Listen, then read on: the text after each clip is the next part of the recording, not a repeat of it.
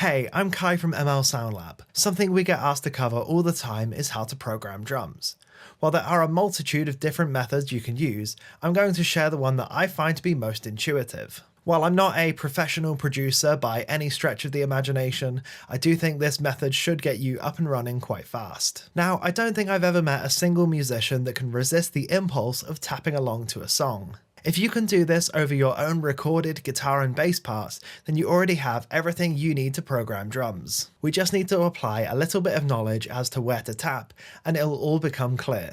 Now, I'm using a MIDI pad controller for this. I usually use my Launchpad X, but I do also have this Korg Nano Pad 2, and these can be picked up incredibly cheaply. I got this one on eBay for £20. Some DAWs support musical typing, which is where you can use your regular computer keyboard to play the drums, but you will need a wired connection, otherwise you'll get a lot of latency issues. You can also use a traditional MIDI keyboard for this same sort of thing, though as I don't have one here, I'm unable to demo that. So programming drums can be daunting. Now, there are a few drum foundations that I'd like to cover before we get into actually programming the drums.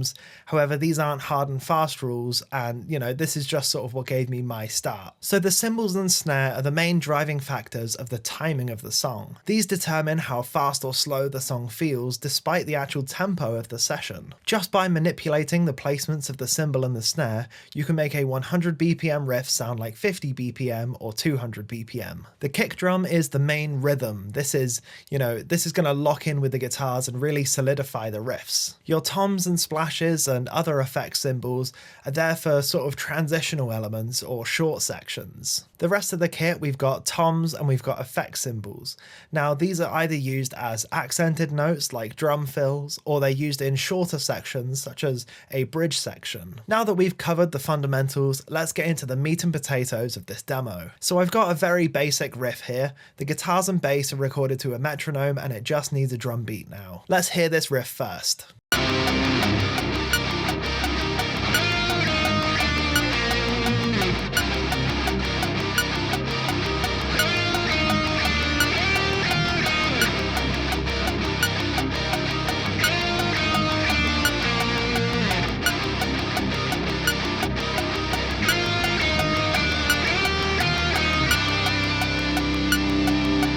So once we've got the riff recorded, what I'll do is I'll start by tapping on the desk to feel out the rhythm that I want the song to sit in.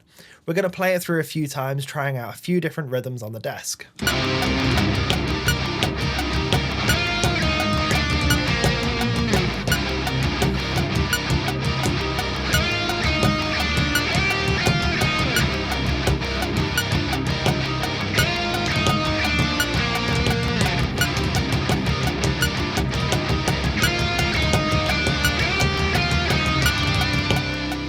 I do think this riff works best with the simpler side of the tapping, so we're now going to start using it on the controller. Make sure your MIDI controller is mapped to your drum software. In this instance, I've got the Launchpad X mapped to the ML Drums plugin. If you need help mapping ML drums, there is a link in the description box down below. Now we're going to tap that rhythm out onto the kick drum only before we start to manipulate it.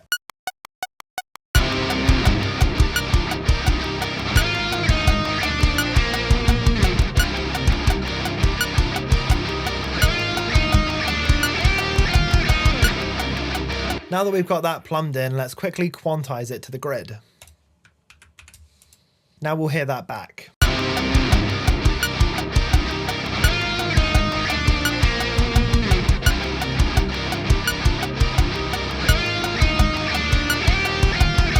Now, the snare is usually the first place that I go when I start manipulating this drum beat. We need to first figure out the headbang factor, as I like to call it. Move your head along to the riff and see what sort of timing that it comes out as.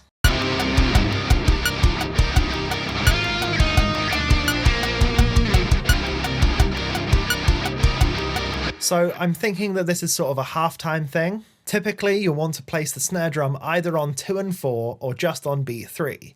We'll hear what each of those are doing. First, here's beat 2 and 4.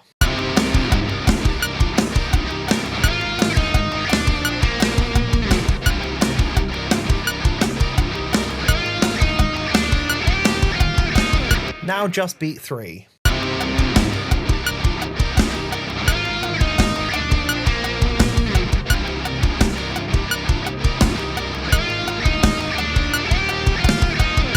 So I actually think I quite like that one on beat 3, so we'll start plumbing those in. Here in Studio One, you can see the beats divided up by these sort of decimal places. If we just move the 0.3 of each of these over into the snare drum track, you'll hear that sound on beat 3 instead.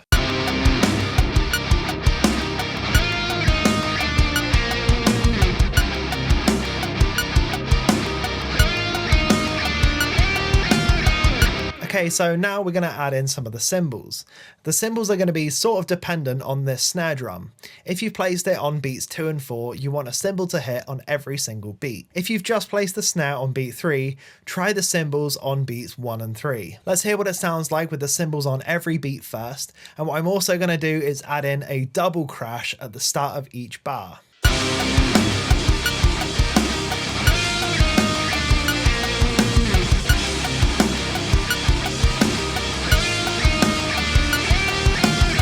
Now let's hear it again on beats 1 and 3.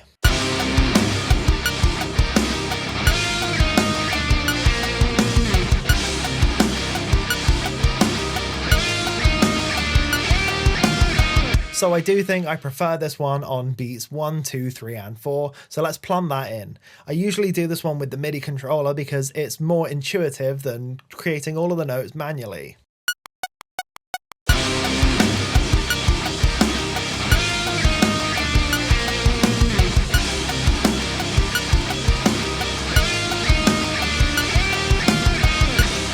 And again, we're just going to click all of these and then quantize them.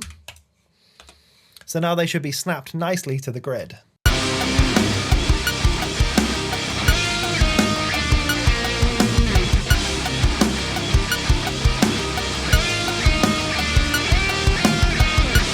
So now that we've got that plumbed in, I'm actually going to copy and paste this whole section over and duplicate it so that we fill out the whole of this chorus section. Now we've got a sort of basic drum beat going. This is more than enough for a scratch track.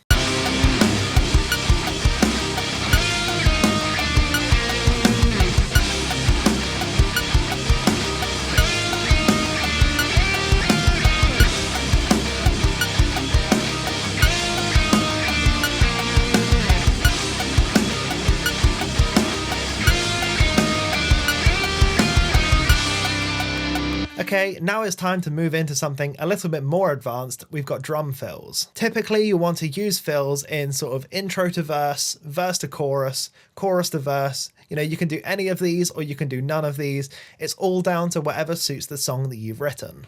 Now, my favorite way to convert this finger drumming into drum fills is to delete the bar where I want the fill to be and then replace it with sort of toms and snares and stuff. So we found our middle section. Let's just delete this last sort of 4 notes. Now let's hear it with the gap and see what we're working with.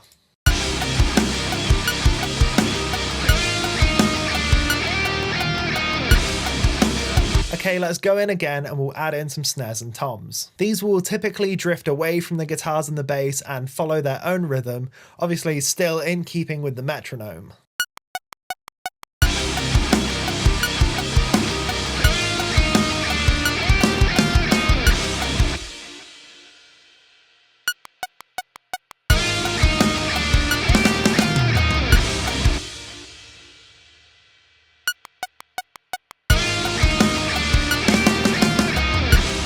So fills are quite difficult to learn and I'm personally still not an expert at them, but this is a basic one that I've plumbed in, so now we're going to quantize it and hear what that's like. I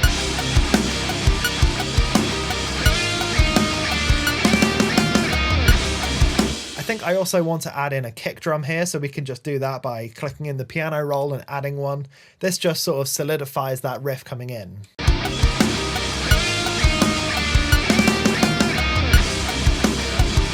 Yeah, so it's not amazing, but you can play around with this and do anything that really fits what you need the song to do. For drum fills, it's very common that you'll move around the kit, rarely hitting 2 notes simultaneously. So for instance, you can do a fill on just the kick and the snare.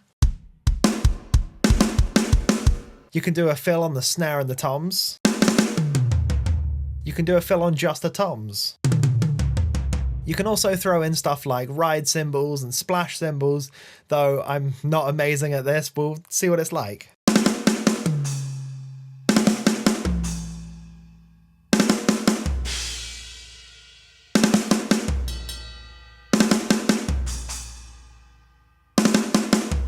I actually think I might replace this one with a splash cymbal in it to see what that's like.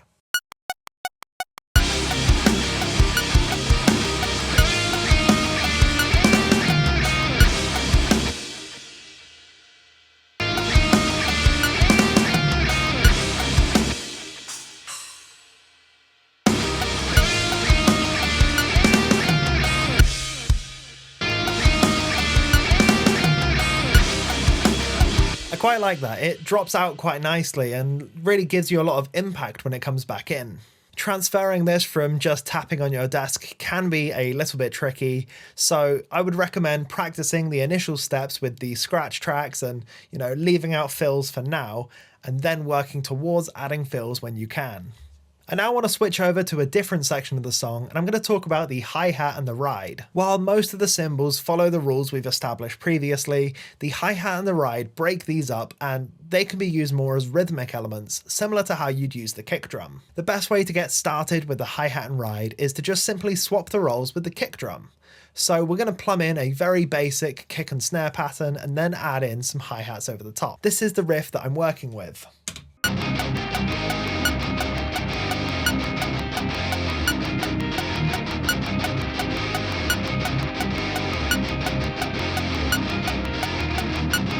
Okay, let's add in those basic kick and snares.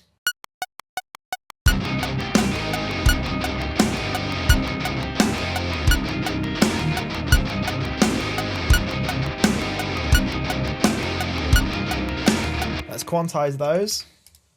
Now let's hear that back. Okay, we don't need to hear all of that. Let's go on to this hi-hat. Now the hi-hat is a very interesting kit piece. We'll start messing about with some of the different rhythms and see what it sounds like.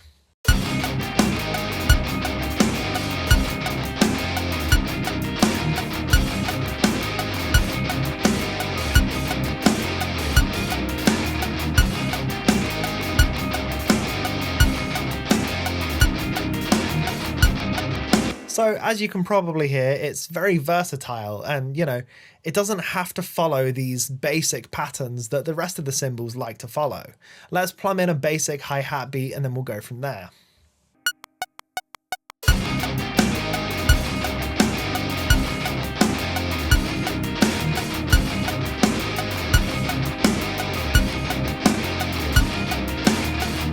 Now let's listen to that back once we've quantized it.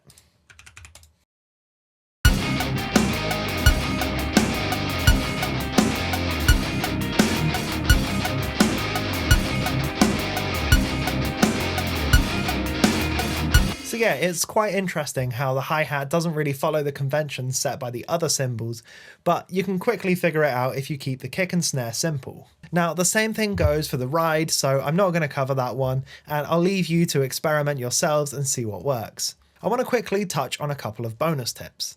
Bonus tip number 1. If you're using a drum program where you can assign 2 different MIDI notes to the same hit, this is particularly useful on stuff like the kick drum. You can plumb in the kick drum on 2 separate beats using your left and right fingers, and then adjust the velocities accordingly, which will sound a lot like a real drummer, since you can adjust the left side, or the non-dominant side, to be lower in velocity than the harder hits of the right-hand side. Now the second bonus tip is less about finger drumming and more about drum programming in general. Watch some drum covers, some drum playthroughs, or listen to some drums only stems of songs that you know and love. Play them through a few times, trying to notice a different feature about the drum playing each time. Do a first playthrough when you're just listening to the kick drum, so listen out for the roles that it's playing, whether it's locking in with the guitars, locking in with the bass, or locking in with itself. Now do another where you're just paying attention to the snare. Is it on beats 2 and 4? Is it on beat 3? Is it on every beat? Or is it on beat 5 of 8 maybe? Then another playthrough of just the cymbals, just the toms, just the effect cymbals, whatever really suits what you're listening to. Really dissect what you're watching. See how they move around the kit.